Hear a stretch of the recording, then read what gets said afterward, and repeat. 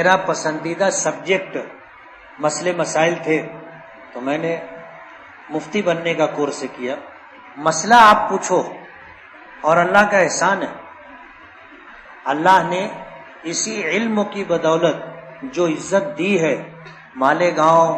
مالیگاؤں سے باہر پورے ہندوستان بلکہ پوری دنیا میں لوگ مسئلہ پوچھتے، دور دراز علاقوں سے اپنے مسئلہ بتاتے. روزانہ کہیں نہ کہیں ہندوستان سے باہر سے فون آتا ہے، زیادہ تر سعودی سے آتا، عمرہ کرنے والوں کا یا وہاں نوکری کرنے والوں کا مسئلے مسائل لوگ پوچھتے رہتے. تو وہ اپنا پسندیدہ موضوع ہے اور اللہ نے بہت اعتماد اور اعتبار عطا کیا. مالیگاؤں میں 50 مفتی ہوں گے، لیکن اللہ کا احسان ہے، اس علم کی برکت سے اللہ نے جو عزت دی ہے وہ شاید کسی اور کو ملی ہو، اور میں اس پر محنت بھی کیا اور کرتا ہوں.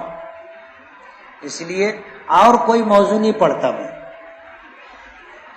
اور کوئی موضوع نہیں پڑھتا. مسئلے مسائل آپ پوچھو، انشاءاللہ میں فوراً جواب دوں گا. کبھی کبھار ایسا ہوتا ہے کہ میں ان کو بولتا ہوں کہ یار بعد میں بتاؤں گا. کیوں؟ کہ سارا علم اللہ کے پاس ہے، اللہ کے علاوہ کوئی یہ نہیں کہہ سکتا کہ مجھ کو سب معلوم ہے، کوئی نہیں کہہ سکتا. فقہ کی کتابوں میں، مفتی کے کورس میں ایک کتاب ہے رسم المفتی، اس میں لکھا ہے کہ جو مفتی ہر سوال کا جواب دے وہ پاگل ہے. ظاہر بات ہے، ہر سوال کا جواب نہیں ہوتا. اگر نبی کریم صلی اللہ علیہ وسلم یہ کہہ سکتے ہیں کہ میں کل جواب دوں گا، تو پھر ہماری اور آپ کی کیا حیثیت ہے؟ اس لیے کوئی ایسی ذلت کی بات نہیں ہے. نہیں معلوم ہو آپ بول دو کہ میں بعد میں بتاؤں گا، کتاب دیکھ کے بتاؤں گا، کل بتاؤں گا، پرسوں بتاؤں گا انشاءاللہ. لیکن زیادہ تر یہ ہوتا ہے کہ کوئی آدمی پوچھے تو اپنے اس کو نقد جواب دے دیتے.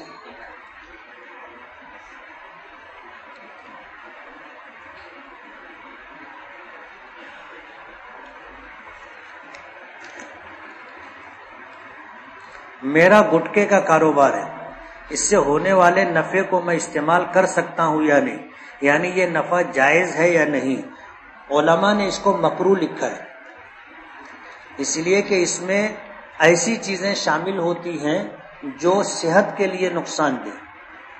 کینسر جیسا مرض ہوتا ہے، شہر میں ایسی 50 مثال آپ کو ملے گی کہ اسی گٹکے کی وجہ سے حلق کا کینسر ہو گیا، کینسر منہ کا ہو گیا، اور آدمی تڑپ تڑپ کر کے مرا. قسطوں میں مرنا جس کو بولتے، ڈاکٹر بول دیا 1 سال. اب آپ سوچو، جس کو ڈاکٹر نے یہ کہہ دیا کہ 1 سال، ڈاکٹر بول دیا 6 مہینہ، اس کو تو موت نظر آتی ہے نا. جو اذیت اور تکلیف ہے وہ ہے، اسی کے ساتھ اس کو صبح بھی موت دکھتی ہے، دوپہر بھی دکھتی ہے، شام بھی دکھتی ہے، قسطوں میں مرتا ہے. آپ کو پتا ہے کہ یہ وہ چیز ہے جو لوگوں کی صحت کے لیے نقصان دہ. ہونا تو یہ چاہیے کہ یہ کہا جائے کہ یہ کاروبار ناجائز اور حرام، لیکن ایسا ہوتا ہے کہ کچھ لوگ ایسے بھی ہوتے ہیں کہ زندگی بھر گٹکا کھاتے رہتے ہیں، ان کو کچھ نہیں ہوتا. ایسے لوگ بھی، اس لیے ناجائز اور حرام نہیں کہہ سکتے. فقہا نے اس آمدنی کو مکروہ لکھا ہے. مکروہ کے معنی ناپسندیدہ آمدنی. فرض نماز کی نیت کب کرنا چاہیے؟ تکبیر کے پہلے یا تکبیر کے بعد؟ تکبیر سے پہلے کرنے کا، یعنی عمل شروع ہو اس سے پہلے نیت کا درجہ ہے. اللہ کے ولی کے مزار پر جا کر اپنے لیے اللہ کے ولی سے دعا کرانا کیسا ہے؟ جائز ہے. ہم جا کر کے کسی نبی، کسی ولی سے یہ کہیں کہ آپ اللہ سے ہمارے لیے دعا کریں، جائز ہے.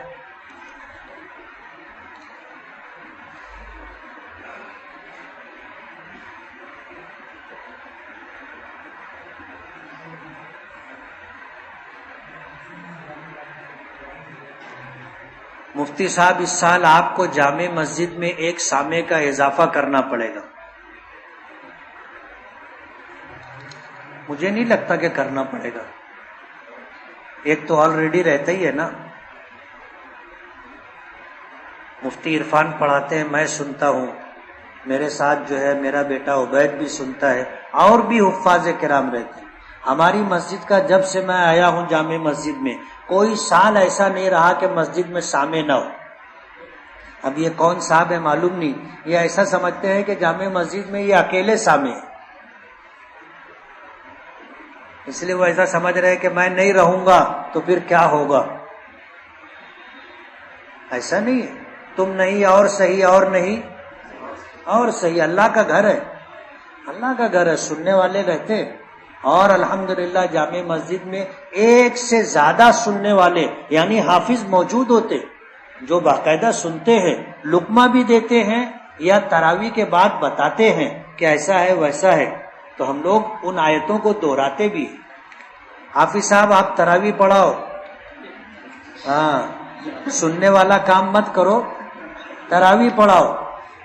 تراویح پڑھانے والے کو معلوم ہوتا ہے کہ اپنے کتنے پانی میں.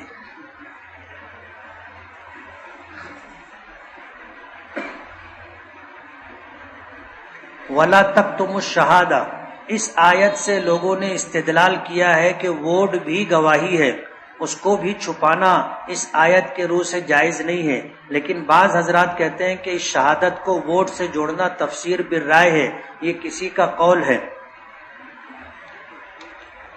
ووٹ انتخاب ہے، ووٹ انتخاب ہے اور اعتماد ہے.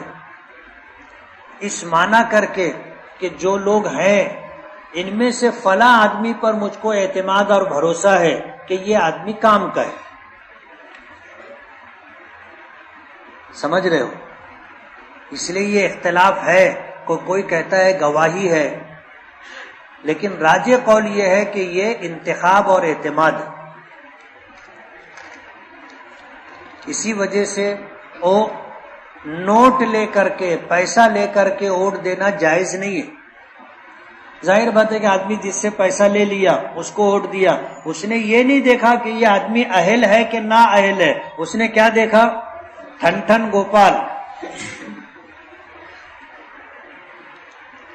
آپ جب قرآن پاک میں جہنم پڑھتے ہو تو برابر جیم کے فتح کے ساتھ پڑھتے ہو، لیکن جب اردو میں جہنم کہتے ہو تو جیم کے کسرے کے ساتھ کہتے ہو. غلط بات ہے.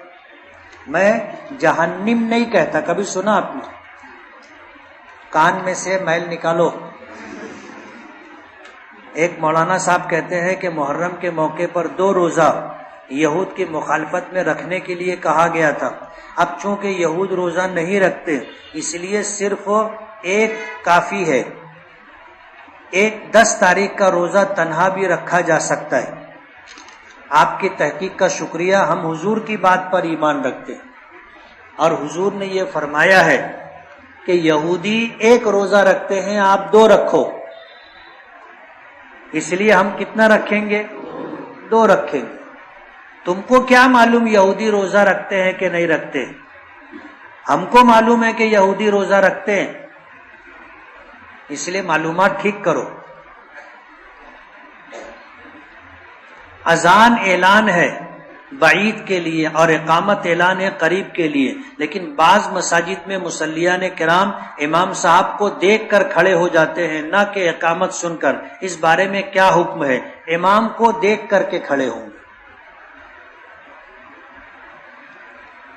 امام کو دیکھ کر کے اقامت شروع ہوگی.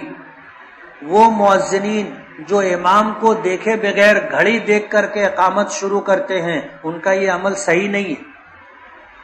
حضرت بلال حضور کے مؤذن تھے اور پہلی صف میں مصلی کے پیچھے بیٹھ کر کے حضور کا دروازہ ایسے دیکھتے رہتے تھے. گھڑی تو تھی نہیں اس زمانے میں. تو جیسے ہی حضور کا دروازے کا پردہ ہلتا اور حضور اپنا قدم مبارک مسجد میں رکھتے، حضرت بلال اقامت شروع کرتے تھے.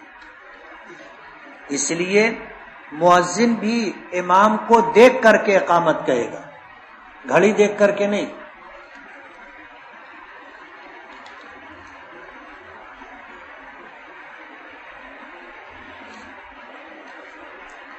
بعض لوگ کہتے ہیں کہ شب برات کو عبادت کرنے کی کوئی فضیلت نہیں ہے، بلکہ عام رات کی طرح وہ بھی ایک رات ہے، اور 15 شعبان کو روزہ رکھنا بدعت ہے، کیا یہ بات صحیح ہے؟ نہیں، یہ بات غلط ہے۔ اس رات کی فضیلت ہے اور اس کے بعد کا روزہ مستحب ہے، بدعت کہنا صحیح نہیں۔ شب برات میں مسجد میں صلاۃ التسبیح جماعت سے پڑھی جاتی ہے، کیا جماعت کے ساتھ پڑھ سکتے ہیں؟ نفل نمازوں کی جماعت نہیں ہے، مکروہ ہے۔ صلاۃ التسبیح نفل عبادت ہے، جس کو پڑھنا ہو اکیلے پڑھے گا، جماعت سے نہیں۔ اگر کسی کو بار بار خواب میں مردہ نظر آتا ہے تو اس کا خواب دیکھنا کیسا ہے؟ دیکھنا بند کر دے۔ ظاہر بات ہے، پوچھتا ہے کیسا ہے، یہ تو اختیار کی بات نہیں ہے نا۔ میت کو دیکھنا برا نہیں ہے، لیکن اگر میت خواب میں نظر آئے اور اپنے کو کچھ دیوے، اس خواب کی تعبیر اچھی نہیں۔ ہاں، اگر میت آئے اور اپنے اس کو کچھ دیے خواب میں تو اس کی تعبیر اچھی ہے۔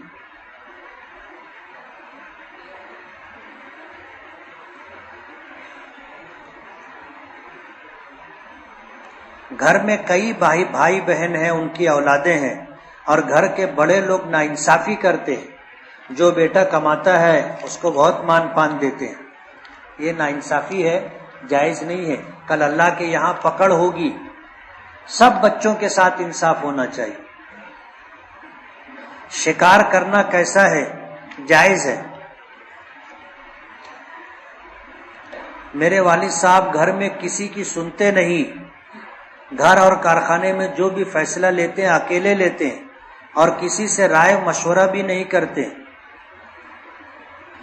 نقصان ہوتا ہے، اور گھر میں سب ان سے بہت پریشان ہیں۔ ہم 4 بھائی ہیں، ہم چاروں مشورہ دیتے ہیں تو ہماری سنتے نہیں ہیں، ایسی حالت میں ہمیں کیا کرنا چاہیے؟ والد صاحب کو یہ بات سمجھانا ضروری ہے کہ حضور پاک صلی اللہ علیہ وسلم کو اللہ پاک کا حکم تھا کہ مشورہ کرو پھر کوئی کام کرو۔ اب والد صاحب آپ کے حضور سے بڑے تو نہیں ہو گئے، حضور سے زیادہ سمجھدار تو نہیں ہو گئے، اس لیے ان کا یہ عمل بغیر مشورے کے کوئی فیصلہ کرنا سنت کے خلاف ہے، نقصان تو ہوگا۔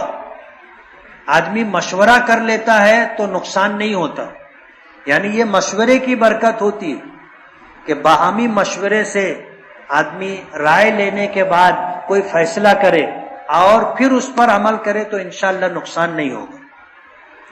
اللہم صلی وسلم وبارک علی سیدنا